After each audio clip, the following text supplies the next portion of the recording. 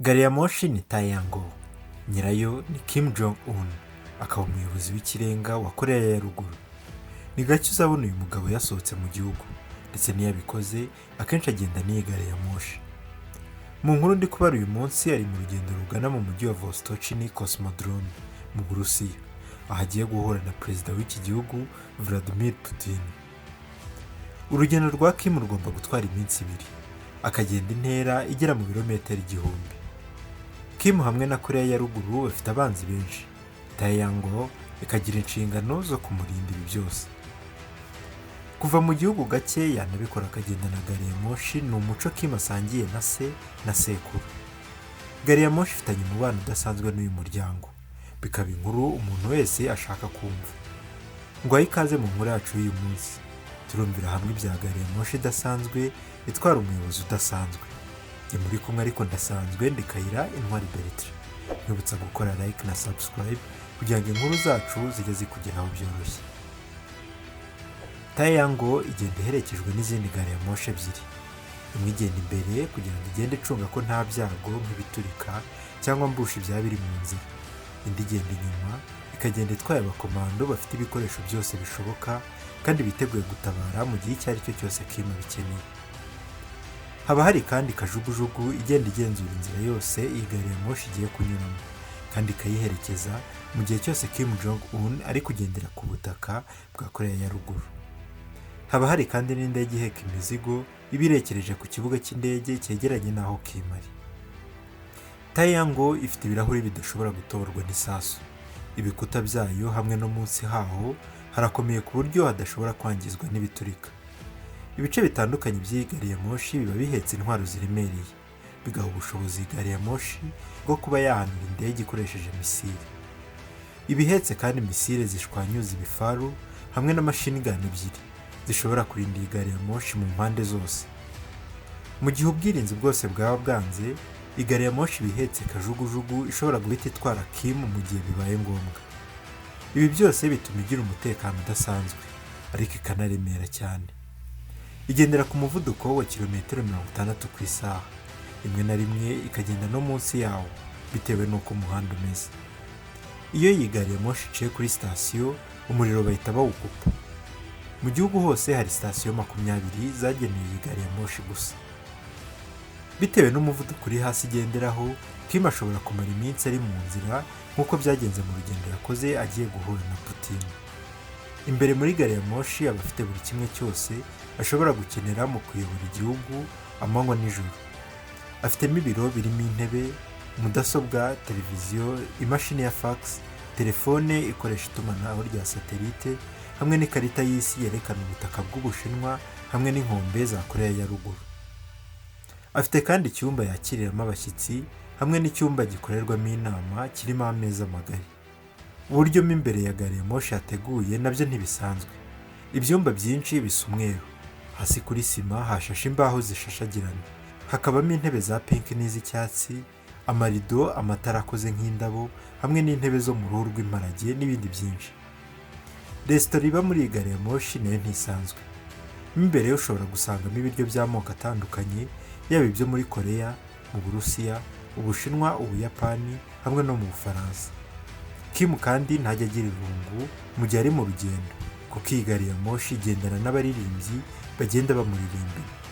Iyo igihe kigeze ngo ayisohokemo, bahita basohora imodoka za limuzini nazo zidatorwa n'isasu, zikorwa n'uruganda rwa Mercedes. Urugendo rusigaye akaba ari harukomereza.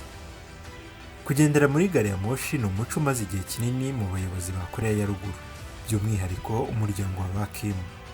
Mu mpera za 2011 Kim Il-sung yitabye Imana ari muri gari ya Moshi.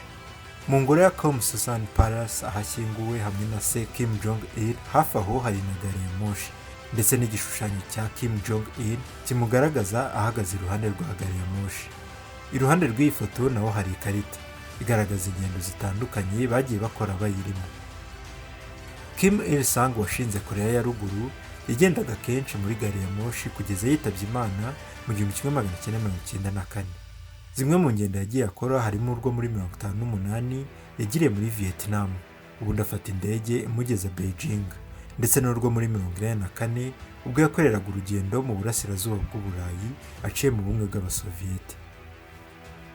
Kugendera muri gari ya moshi kw'aba bayobozi byatangiye kubw'impamvu z'umutekano wabo.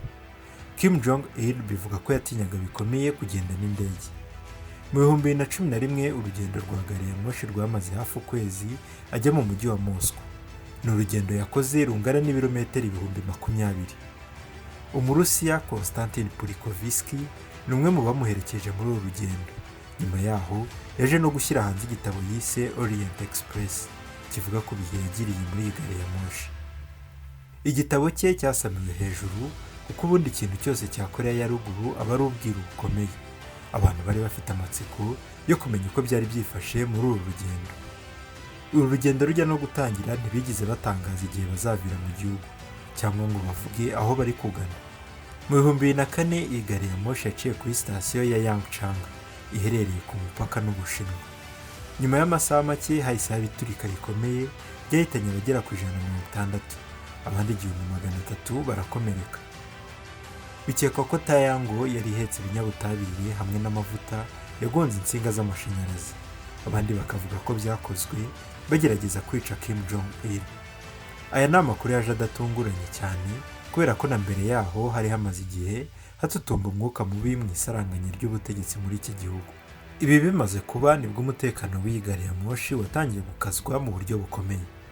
Mu 2009 bagafotozi b'Abarusiya babujijwe gufata amashusho y'iyi gari ya moshi ubwo yari mu nzira agiye guhura n'uwari perezida icyo gihe Dmitry Medvedev. Abatuye mu gace ka Siberia bahawe amabwiriza yo kuguma mu nzu kugeza iyi gari ya moshi ihise. Mu gihe cy'ikoranabuhanga rigezweho ubu ntibikiri ngombwa ko babwira abantu ngo bifungirane, ahubwo iyi gari ya moshi ikoreshwa nk'intwari ikomeye ya propaganda. Izina ryayo Taeyangho ubundi risobanuye izuba, ikaba ikimenyetso gikomeye kuri Koreya ya Ruguru.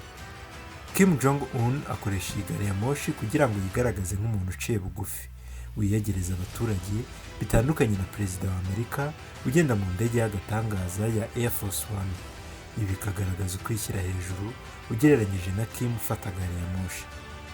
Si Kim wenyine kuko n'abanyapolitike batandukanye bo mu bihugu by'uburengerazuba bakunze kugendana gari ya moshi bagamije kwerekana indi shusho. Nyuma y'intambara y'Uburusiya na Ukraine, ikirere cya Ukraine cyajemo umutekano muke bituma benshi mu bayobozi bo mu burengerazuba basura iki gihugu baza muri gari ya moshi baciye muri Polonye. Taeyangho nanone muri Koreya ya Ruguru ni nk'ikimenyetso cyerekana uburyo iki gihugu kibayeho mu bwigunge, kubera ko ashobora kuyijyana asuye ibindi bice by'isi ni hake, bikaba nk'ikimenyetso cyihariye kiranga abo mu muryango w'Abakimu. Tugarutse ku rugendo Kim Jong-un aheruka kugira mu Burusiya, nyuma y'iminsi agenda nibwo yageze mu mujyi wa Vostochny Cosmodrome. Ahagera Perezida Putin niwe wamwakiriye, undi atangira kumutembereza mu nganda z'indege hamwe n'amato y'intambara aparika hafi aho. Nyuma bagiye mu birori bareba imbyino hamwe n'imyiyereko y'inyamaswa za walrus.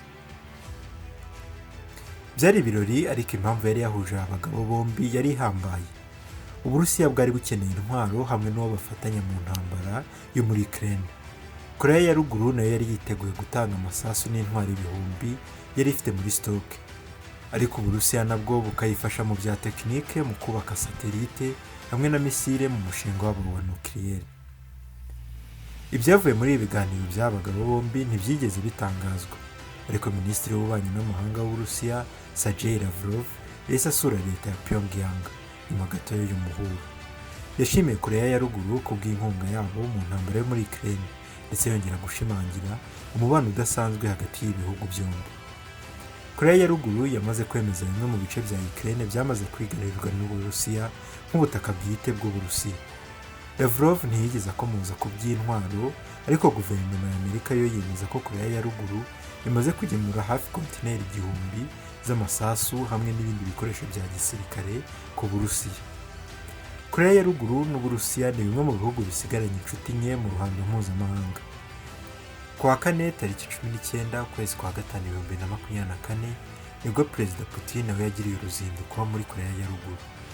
Ni uruzinduko rw'amateka kuko ari bwo bwa mbere Perezida w'Uburusiya yari akandagiye muri iki gihugu kuva mu 2000.